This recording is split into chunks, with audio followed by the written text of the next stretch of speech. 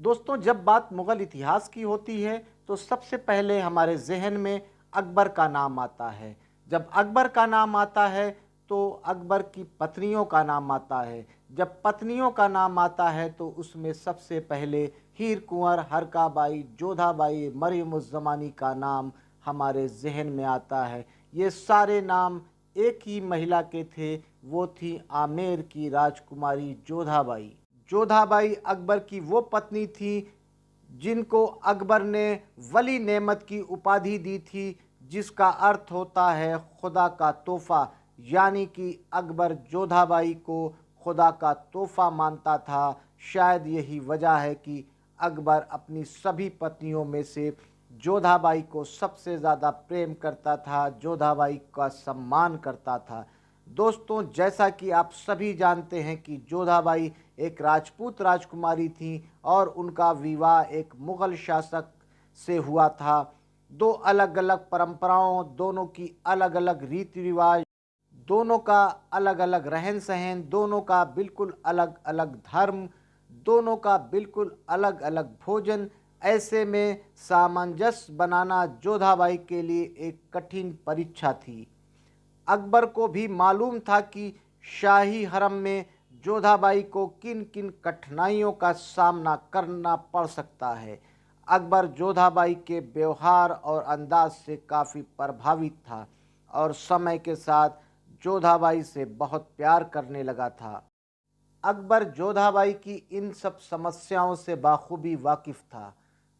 जब फतेहपुर सीकरी का निर्माण हुआ तो अकबर ने जोधाबाई के लिए अलग से एक महल बनवाया और वहीं पर जोधाबाई के लिए शुद्ध शाकाहारी किचन बनवाया।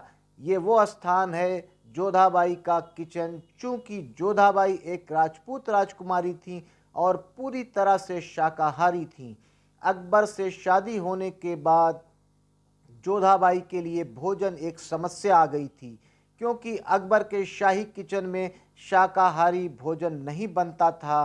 फिर अकबर ने जोधाबाई के लिए अलग से भोजन बनवाने की व्यवस्था कराई। फतेहपुर सीकरी के महल में जोधाबाई का महल अपने आप में अलग और अनूठा है। इस महल में आपको पूरी तरह से हिंदू रीति रिवाजों की छाप नज़र आएगी। इसमें जो किचन बनवाया गया था वो पूरी तरह से शुद्ध शाकाहारी किचन था। इस किचन की बागडोर जोधाबाई ने स्वयं अपने हाथों में ले रखी थी। किचन में बनने वाले भोजन व्यंजनों की सूची स्वयं जोधाबाई तय करती थीं। ख़ास बात यह है कि जोधाबाई स्वयं ही इसकी देख रेख करती थीं। जोधाबाई से पहले मुगलिया शाही किचन में शाकाहारी भोजन नहीं बनता था। जब जोधाबाई आईं और शाकाहारी भोजन बनने लगा, इससे शाही परिवार के लिए नया स्वाद और नया भोजन मिला और फिर अक्सर शाही दावतों में शाकाहारी भोजन परोसा जाने लगा। जोधाबाई के किचन से बना हुआ भोजन दरबारी लोग बड़े चाव से खाते थे।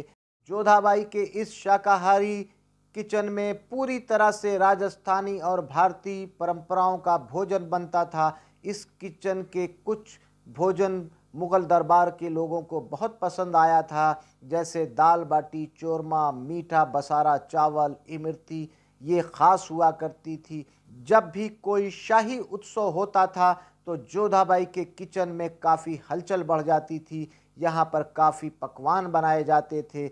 ऐसे अवसरों पर चाट, मीठा अचार, तरह तरह की सब्जियां बनती थीं। मुग़लों के लिए ये व्यंजन बिल्कुल नया और नए स्वाद का था, क्योंकि इससे पहले ये लोग मांसाहारी भोजन के शौकीन हुआ करते थे।